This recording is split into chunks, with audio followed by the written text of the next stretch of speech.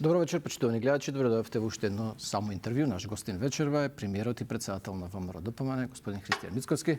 Господине Мицковски, благодарам што ја прифативте поканата. Благодарам на поканата. Ова е прво наше интервју по изборите. Имаме повеќе актуелни теми за разговор. Ќе почнеме со тоа што е најново. Бевте во Минхен викендов. Ама тоа што е познато, не летавте со Владиновото авионче, да не ви стане шубе веќе да го користите? Не ми е шубе да го користам, бидејќи... Дека споменавте вчера дека може да падне. Па нема да ми изненади. Ако на некој од следниве патувања, дали јас кога ќе го користам или некој од колегите ќе паднеме и ќе сурнеме. Зошто се откажувате од намерата да се купи нов авион, ако навистина тоа е потреба на државата?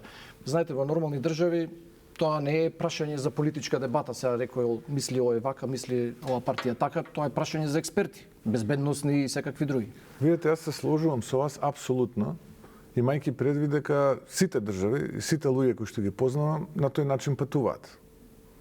И тука немам, мислам, зборувам за луѓето кои што се лидери на држави или на влади. И тука нема никаква дилема. Ниту пак јас, ниту пак било кој. Но ете кај нас, опозицијата одлучила со ad hominem напади, со ниски страсти да предизвика јавна дебата. Сега последно денеска гледам, повторно го вмешуваат моето семејство. Немаат сега што да прават, ќе се доведат во една непријатна ситуација и одма го вадат џокерот, одма сега ќе го навредуваме за семејството. Вие ретко сте го користеле тоа, 4 пати. Па да, и објасни, бев прилично детален да објаснам. Генерално ретко го користите, во 20 месеци, 40 пати, тоа е 2 пати месечно, ако добро пресметав. Откако сте дојдени на власт? 4 пати. Не, генерално сите, мислам, цела влада со председателката, 40 пати за 20 месеци, тоа па, сега не знам ни дали е многу, ни дали е малку, но предпоставувам дека секој некој што имал потреба и нормално го запазил протоколот, го користел авионот, односно воздухопловот владен, и тоа е тоа сега. Некаде треба да стигнете побрегу, некаде треба да стигнете, како да кажам, и да се вратите побрегу, бидејќи имате обврски. Но тоа е што е сега. Ние имаме од другата страна оваква опозиција која што е изгубена во своето политичко мочуриште и се обидува преку ad hominem напади да се догребе до некоја сламка за спас. Спорно е патувањето во Сплит. Вие вчера кажавте дека дошол авионот за да ве земе, вие сами бевте во авионот, денеска бара да кажете... Видете, повторно ни кривени должни го мешаат моето семејство.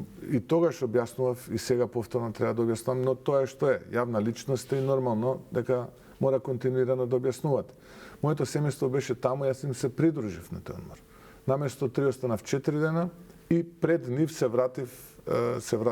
Аха, сами се вративте. Со шефот на моето обезбедување и јас носам и листот чисто за да и вие го имате тој лист од самото барање на 10.8. во недела на релација Сплит-Скопје во 18 часот Христијан Мицковски и Горан Шоповски. Ево тој лист. Можете и вие да го повелете. Ви верувам, да. Имајте го, чисто нека видат гледачите. И сега кога немаат што да прават, семејството. И сега повторно ќе треба да се извинуваат. Осудени се во неколку наврати како политичка партија дека клеветат, дека лажат. Но видете, на овие 2 години, скоро 2 години од како сме како влада, 20 на месеци, да бидам попрецизен, од прилика, јас од опозицијата буквално ништо не слушнав освен конструкции и лаги и лични навреди, ad hominem напади, ниски страсти. Тоа опозиција, тоа моја работа. Па затоа се такви резултати. И тие говореа за вас додека вие бевте во опозиција. Па не, ние имавме политики кои ги нудевме како решенија, се сеќавате, па тогаш се обидува... Народот секогаш на избори после си кажува своето... На крајот од денот во право сте на избори, народот ќе каже. Добро, да преминеме на тоа што беше суштина во Минхен. Таму меѓу другите средби имавте средба и со председателот на Европскиот совет Антонио Кошта. Споменавте во вашата објава на Facebook и во изјавите деновиве дека сте разговарали за евроинтеграциите блокирани веќе скоро 4 години откако беше усвоен тој француски предлог. Има ли некакво придвижување во процесот? Може ли или да ве прашам колку сте блиску до остварување на вашата цел да се обезбедат некакви гаранции пред да се усвојат уставните измени? Јас не би можел да бидам секундант и да зборувам дали сме блиску или сме далеку. но можам да кажам како претседател на влада дека ќе бидеме апсолутно проактивни во овој процес, ќе нудиме и ќе бараме решение. Бидејќи ова решение кое што го наследивме, а кое што го прифати претходната влада, во суштина не е решение и најголемиот дел од граѓаните во Македонија не го прифаќаат. Влада која што не ги слуша граѓаните, тогаш го губи својот кредибилитет и го губи својот легитимитет. Позади секоја една работа мора да има длабочина на политиката, и во историска смисла, и во историски контекст, но и поглед кон иднината. Ако требале децении да се постигне Бледскиот договор, веднаш после Втората светска војна, и македонците од другата страна на границата да добијат културна автономија, со право на спојување кон тогашната Народна република Македонија во склопот на Југословенската федерација. Потоа тоа од познати причини 49-та година прекинува.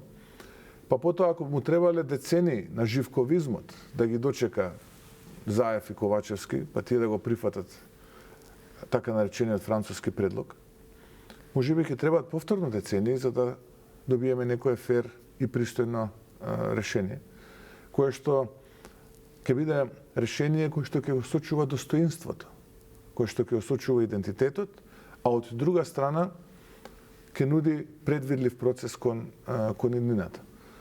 Така што ние ќе работиме, но нема да работиме под притисок и нема да работиме кон решение кое што нема да не одведе до самиот крај, туку ќе не одведе само до првата следна пречка.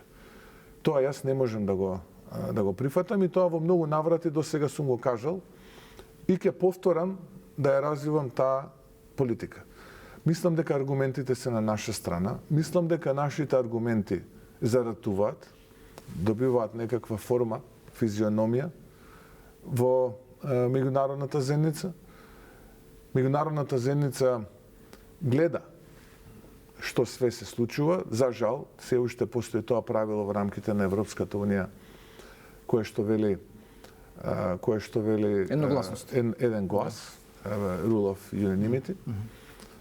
На последниот панел сега во Минхен кој што бев учесник активен, во кој што беше и еврокомесарот за проширување Марта Кос, неколку министри на моќни влади во рамките на Европската унија за европски прашања, Франција, Германија, Австрија и така натаму. Колегите од регионот не беа, но беа представени на, би рекол, на подпредседателско ниво и министерско ниво на дворешни работи на тој панел. Еден од дискутантите, бидејќи беше затворена сесија, Chatham House Rules, ќе го цитирам, вика, "What we are doing to Macedonia", го цитирам, "is a crime". Буквално. И тоа го слушна сите. Сега, од оправдани причини не би сакал да кажам кој, бидејќи беше Chatham House Rules, но доаѓа од многу моќна земја. Така што... Господине премиер, прашање дали може и кога може да се промени тоа што е донесено, сами велите со едногласност. Еве денеска Вајц повторно во извештајот повикува итно да се донесат уставните измени за да се одблокира процесот, бидејќи ова прашање сега со проширувањето и геополитичко, со оглед на случувањата во светот. Јас го знам и тоа што го разговарав со господинот Вајц, тој како известувач не вели итно да се донесат, туку вели да се донесат. И тоа сите ние го знаеме. Ние не можеме да го игнорираме слонот кој што некој го донел во собата и да речеме не е тука слонот кога сите го гледаме. Но има и други работи кои што исто така ги гледаме, па да видиме како можеме да дојдеме до некаков компромис за да сите добиеме од процесот. Јас ценам дека до сега сите влади кои што прифаќале компромиси на штета на македонскиот идентитет и иднината на државата, го правеле тоа, еве, ќе прифатам да не бидам строг, го правеле тоа од причина што имале надеж и ветување дека на тој начин ќе ја постигнат целта. Речиси сите безусловно не успевале, затоа што секогаш постои ако. Секогаш постои дополнителна добро, се ветуваше после Преспанскиот договор дека ќе се отворат вратите на ЕУ, но не се случи тоа. Видете, имаме многу примери наназад, ако се вратиме во времето, многу примери. Добро, овој најсвеж и најголема цена беше сега. Се слагам, ама не е само преспанскиот. Еве и овој сега конкретно француски предлог кој што не е ни договор, туку е само предлог. Затоа што ние имаме договор со нашиот источен сосед, тој е договор за добро соседство, каде што не постои таков дел, член или параграф во кој што се вели дека услов за отварање на преговорите пристапни е билатералниот спор, односно промената на тој беше предлог, ама како го прифати Македонија и го прифати Бугарија, стана договор на некаков начин со посредство на Европската. Не, тоа е грешката. Македонија ја прифати преговарачката рамка, македонската влада, суспендирајќи го парламентот.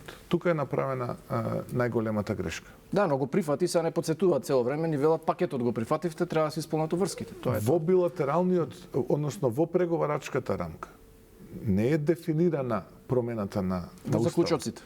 Туку на Советот. Во заклучоците вели да се смени уставот. Да. И потоа, бидејќи знаат дека тоа има двојно значење, во протоколот е додефинирано дека тие уставни измени треба да бидат ефективни. Сега, прашањето е што е протоколот, каков документ? Дали протоколот е правно важечки документ, тоест, да бидам попрецизен, делот договорот за добрососедство и делот закони, ако е така, тогаш треба да видиме дали е тој уставен. Или е записник од состанок, како што тамо популарно се нарекува minutes of a meeting. Ако е minutes of a meeting, Записник, така. тогаш што нема никаква Годишен извештај, така правна, нема никаква правно значење. И тогаш ние можеме апсолутно да седнеме и да разговараме, нешто што за жал досега нашиот источен сосед не го сака, бидејќи ние многу пати предлагавме до сега, ајде да седнеме, се трудевме и така натаму. И конечно, доаѓаме до последниот аргумент, а тоа е последната одлука на Советот на Европа. Ако некој нас упорно не напаѓа дека не сме зрела демократија, дека не владее правото, дека не ги почитуваме човековите права, последната одлука на Советот на Европа да го прекине постмониторинг, да ја прекине постмониторинг мисијата, и тоа не прави нас единствена земја во регионот од овие Западен Балкан 6 земјите, нели имаме фронтранери условно кажано, Црна Гора, тие се сите под или постмониторинг или под мониторинг. Не е спорно, господин Мицковски, тоа ние имаме правни аргументи многу и за името имавме пресуда во меѓународниот суд. Проблем е што тоа е издигнато на ниво на политика. И сега треба политичка волја и сами спомнувате од Софија за тоа да се треба промени. да сме мудри и трпеливи и да работиме и да си ги кажуваме гласно нашите аргументи. Секој оној кој што не мисли добро на Македонија и граѓаните ќе бара меко ткиво. И тоа го наоѓа во опозицијата во моментов. Тоа го наоѓа во опозицијата, ги слушаме изјавите на челници од опозицијата во Македонија, кои што никогаш до сега не извлекоа поука од погрешните политики што ги правеа и партијата ја доведоа на тоа ниво во кое што ја доведоа. Нормално, тоа беше искомбинирано со многу криминал, неработење, неиспорака и потоа они беа донесени до зид. Кога сето ова ќе се изанализира. Добро че беше да има национален консензус и во време кога тие го прифатија. Ако добро се сеќавате, јас тогаш барав лидерски добро и сега средби. да има, да. Не сум како сегашната опозиција, која што дел од опозицијата, СДСМ, која што бега од лидерски средби, јас тогаш барав лидерски средби, на кои што молев да се изгради национален консензус, дури и се сеќавам, како денеска да беше, таа моја последна средба со тогашниот претседател на владата, господин Ковачевски, во клубот на пратеници, кога го молев, буквално вака, да не го прифаќа ова, дури му реков, се што е на маса ќе прифатиме заедно, само немој делот со историската комисија и условот промена на устав да влезе во преговарачката рамка. Све друго ќе прифатиме. Еве, заедно ќе излеземе од овој состанок и подготвени сме ние како ВМРО да помане да прифатиме. Да, таа шанса е пропуштена веќе, не може да се врати времето. Дали вие планирате некако да се обидете со Филипче да изградите консензус сега? Да на некаков начин да го убедите да застане зад вашата позиција? Вие ме прашавте околу национален консензус, јас морам од тоа што се случувало во минатото да извлечам полука. Се знае дека е пропуштена да таа шанса. Да не го повторувам тоа. Јас со претседателот на СДСМ имав една средба во владата, кога дојде. Кога ја отворивме таа тема, тој јасно кажува дека има различни позиции, дека тој би го сменил уставот кога би можел уште утре. За него тоа не е никаков проблем. И кога имаме така различни позиции, јас не гледам како можеме ние да најдеме консензус. Но тоа е тоа меко ткиво моментално што го има македонскиот идентитет, се вика СДСМ, се вика водство на СДСМ и ние треба да сме мудри и трпеливи, не треба под притисок. Тие ќе измислуваат, ќе навредуваат, ќе не напаѓаат со лаги. Ние треба само да сме концентрирани, јасно да знаеме каде одиме и одиме натаму. Добро, но сега што го кажавте дека можеби ќе ни треба децении за да се поправи работа, може некој ќе го протолкува дека Европска унија па можеби не ни е приоритет како држава, односно вас како влада. Апсолутно може некој тоа така да го протолкува, но сето тоа што јас го правам како претседател на владата и сето тоа кое што го испорачуваме не се мери со ниту едно постигнување на претходната влада која што условно била за Европска унија затоа што прифатила нешто кое што не успеала да го испорача. И јас така политика нема да водам. Прво, тоа што можам и за кое што верувам дека треба да водам, јас не сум од ние претседатели на влада кои што викаат напред, туку викаат по мене. За тоа за кое што сум подготвен да водам, јас ќе излезам и ќе кажам за ова можам да водам. Многу јасно се правилата на игра. Јас не ги менувам правилата на игра врз основа на амбиентот. Тоа е правилото на игра. Тоа е конзистентен став, јасен став, кој што трае со месеци и со години. И така и ќе продолжиме да функционираме и да ги презентираме нашите аргументи. Добро, сега дали има Европска унија алтернатива за Македонија? Што би правеле? Кој би бил планот ако тоа навистина трае децени? Дали ова стратешко партнерство со САД може да биде некаква алтернатива, особено што сега очигледно ЕУ и САД не се баш на иста страна? Постои една идеја која што се погласно се слуша и во Брисел и наоколу и го опфаќа мировниот план за Украина. Мировниот план во кој што практично интеграцијата на Украина, а со цел идна реконструкција во рамките на Европската унија би бил на брза трака. Тоа би било непринципелно кон Западниот Балкан и постојат две сценарија. Добро е што и ние како Македонија сме во двете сценарија. Првото сценарио е да Украина заедно со Црна Гора, Албанија и Македонија стане земја членка на Европската унија и тоа да се случува на почетокот од 2027 година. Седне на масата, се развива и македонското знаме во Брисел, но без право на глас. Без право на вето. Без право на глас. А без право на глас? Да учествуваме во работата на Советот, во работата на комисиите, телата и така натаму, но без право на глас. Со многу внатрешни контролни механизми, тие ги нарекуваат safeguards. Еве пример еден ќе дадам, да речеме Полска, поради такви внатрешни контролни механизми или safeguards, не користеше структурни фондови во земјоделието 20 години, почна од 2024 година. Да нема свој комесар и полека постепена интеграција, gradual integration, викаат постепено да ги затвара поглавијата и како ќе ги затвара, така постепено да се интегрира се додека целосно не го адаптира својот систем на она кое што го бара Европската унија, но тука се два задолжителни услови кои што мора да бидат исполнети. Првото е заедничка надворешна и безбедносна политика. Ние први, ке повторам, во регионот ја усогласивме. Тоа уште една порака дека наша стратешка цел е Европската унија. Да, тоа трае и подамна, и предходната влада беше усогласена. Па сега видете дали траело од предходната влада или не, оваа влада го потпише договорот. Со Борел, се сеќавате, Тимчо Муцунски го потпише. Тогашниот висок представник за надворешна политика на ЕУ. И второто е владење на право. Ова се двата must-do услови. А уставните измени нема да бидат за нас предпоставувам и тоа ќе биде. За нас и тоа ќе биде, но генерално зборам сега како пакет. За нас предпоставувам и тоа ќе биде, бидејќи е прифатено од страна на претходната влада. Да. И оваа интеграција би се случила некаде во 2027 на почеток.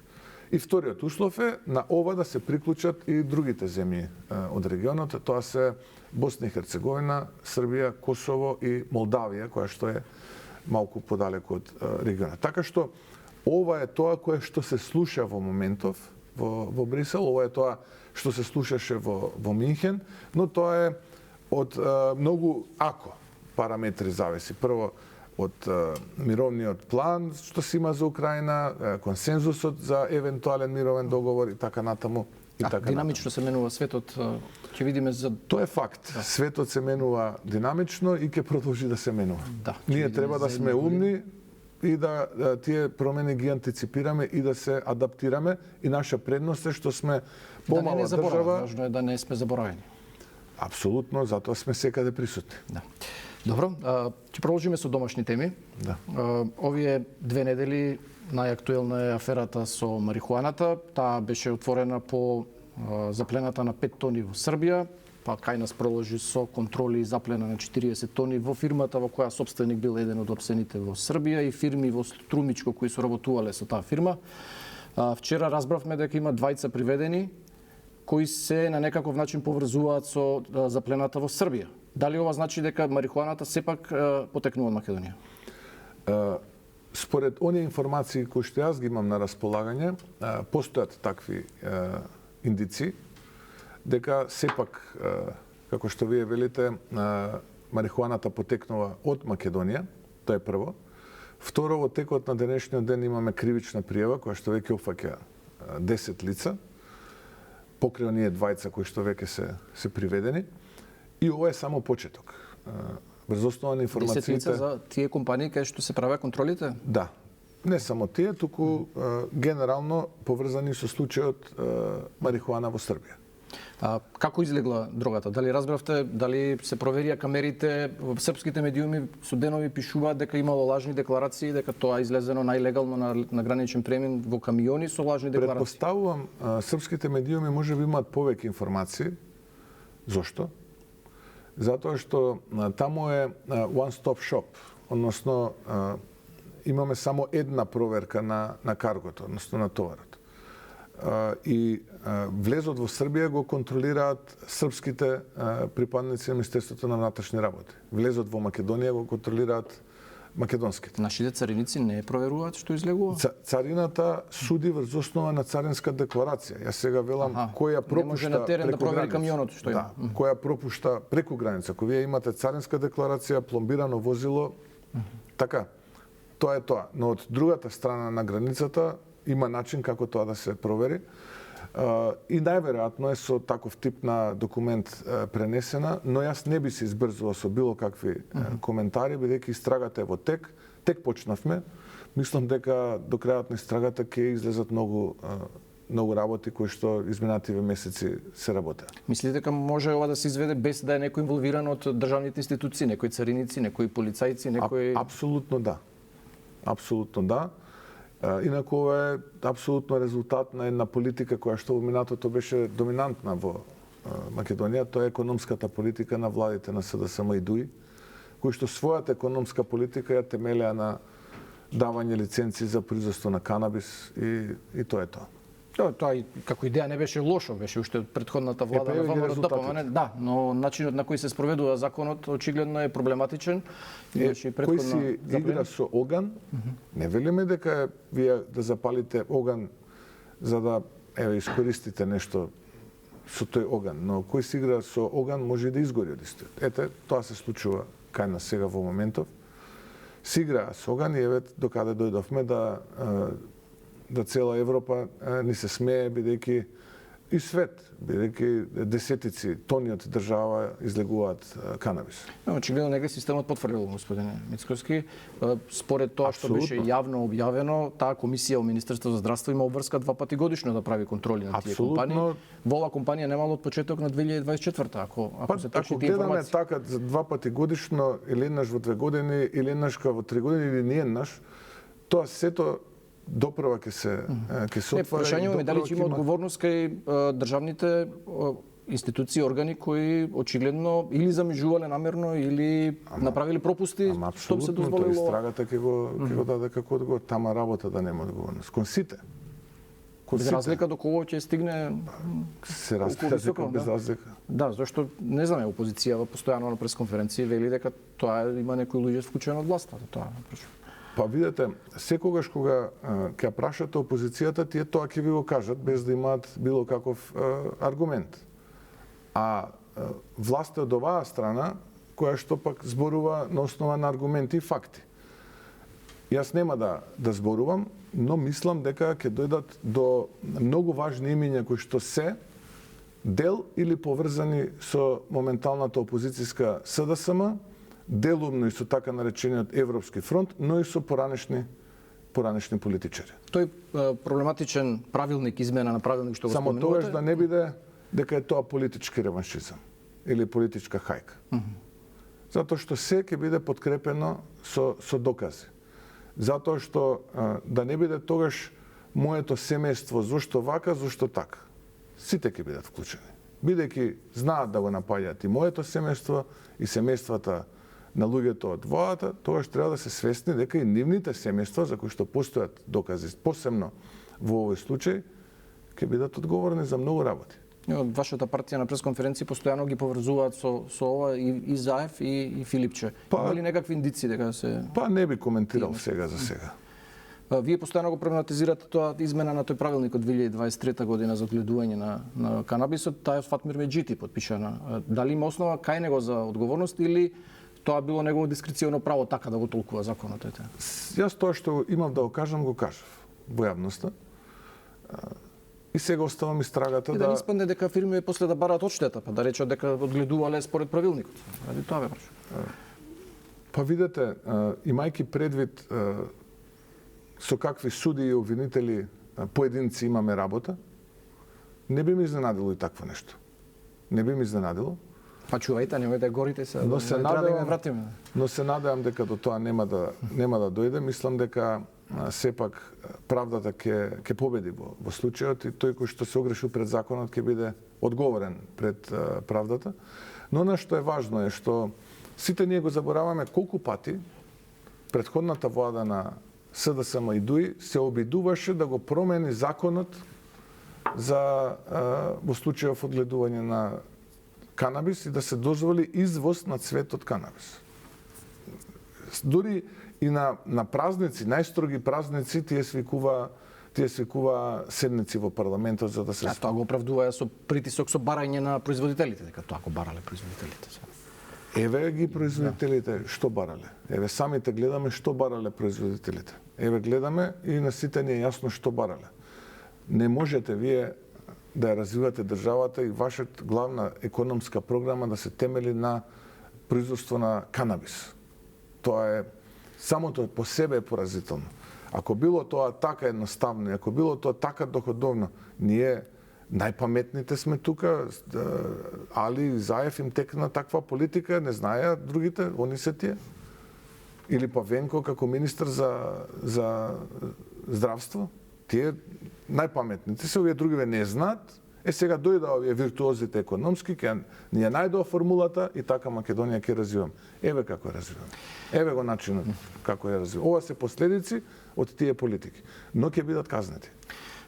Добро, за жал, претходнава година не бележиме напредок во борбата со корупцијата и криминалот. Тоа го забележа и Европската унија во извештајот и последниот Transparency International извештај, па и Вајц во овој најнов извештај. Вие одговорноста за ова најмногу ја посочувате во обвинителите и во судиите, си сега споменавте, поради вашето барање да биде разрешен претходниот обвинител Лјупчо Коцевски, тој си даде оставка. Сега процедурата е дојдена пак до вас, на маса имате 4 имиња, дали се одлучивте кој ќе биде следниот јавен обвинител? Ние официјално уште го немаме добиено записникот од Советот за јавни обвинители. Да го добиеме, па ќе се произнесеме. Се уште се немате одлучено, имињата ги знаете, информациите ги знаете дека освен Панчевски другите се останати во игра. Да зборуваме, знаете, врз основа на документи и на факти треба да зборуваме, сепак сум претседател на влада сега, не можам да изнесувам своји лични ставови.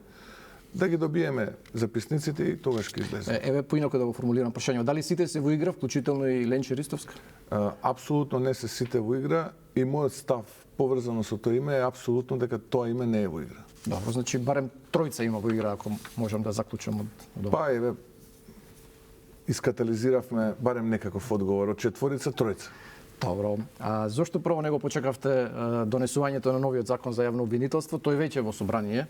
Тој предвидува многу не можеби построга, но потранспарентна постапка за избор на јавен обвинител. И сега критериумите не се слаби, 10 години искуство како јавен обвинител или кривичар, но таму предвидуваше потранспарентна постапка да слушниме програма, да слушниме каква визија имаат тие луѓе. Сега може да не се случи да имаме јавен обвинител на кој гласот му го немаме слушнато, не да знаеме како размислува и што планира да прави.